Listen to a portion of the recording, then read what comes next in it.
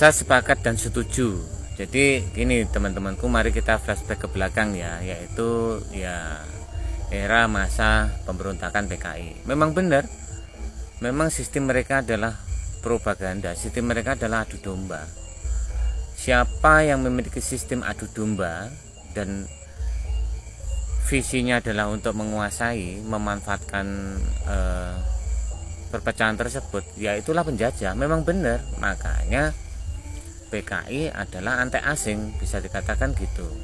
Kita bicara ini konteksnya adalah partai ya. Kalau sistem komunis mungkin beda. Sistem komunis itu adalah tata cara bagaimana mengatur negara. Tapi ini kan PKI-nya, Partai Komunis Indonesia, itu memang disusupi oleh asing. Makanya sistemnya adu domba. Memang benar teman-teman, ulama diadu domba gitu loh. Makanya ya terjadilah meletus pada waktu itu. Dan di Blitar, di lokasi tempat saya tinggal ini, itu ada monumen Trisula. Itu adalah sebagai saksi, sebagai tempat di negara kita ini bahwa terjadinya penumpasan PKI tersebut gitu loh. Ditumpasnya di Blitar, meletus paling besar di daerah Madiun dan Blitar Selatan. Itu ada patung Trisulanya, memang itu sebagai bukti bahwa memang terjadi penumpasan PKI di situ. Setelah lari dari Jakarta, dia larinya ke Blitar, ditumpas di situ, dan ada monumennya. Itu saksi sejarah ya, menurut saya itu adalah saksi sejarah dan bukti memang, maaf ya, kejamnya PKI. Ya itu kalau dikatakan feodalisme baru benar gitu loh. Memang sepertinya memang sekarang itu akan diulangi. Jadi oknum-oknum para PKI ini yang indikasinya adalah merebut negara kita ini ya dengan cara seperti itu, membenturkan ulamanya gitu.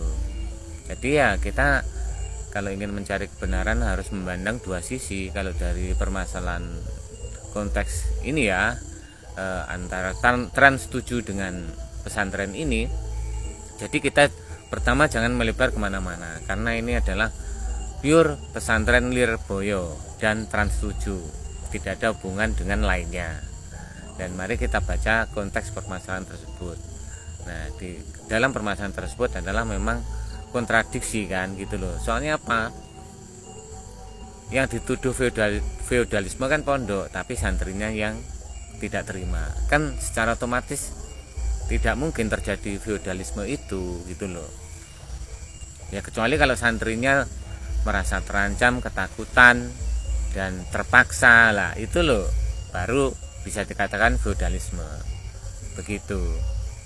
Lirboyo ini ya kita tahulah bahwa Lirboyo ini adalah ya salah satu pesantren terbesar gitu loh. Dan melahirkan para tokoh, para kiai, para ulama besar juga. Pesantren Lirboyo dan Tebu Ireng itu salah satu juga sentral gitu loh. Jadi mungkin ya salah orang kalau memang Trans 7 ini dengan sengaja ingin memframing dan menjelekkan pondok gitu loh. Ya mudah-mudahan kita ini semakin dewasa lah melihat media ini. Media ini penuh sekali dengan berita-berita hoax. Ya mudah-mudahan kita ini bijak dan lebih dewasa untuk menghadapi zaman sekarang ini yang penuh dengan media dan penuh dengan hoax, berita bohong. Jadi bagaimana kita harus bijak dan memandang dua sisi agar melihat kebenaran itu ya secara nyata.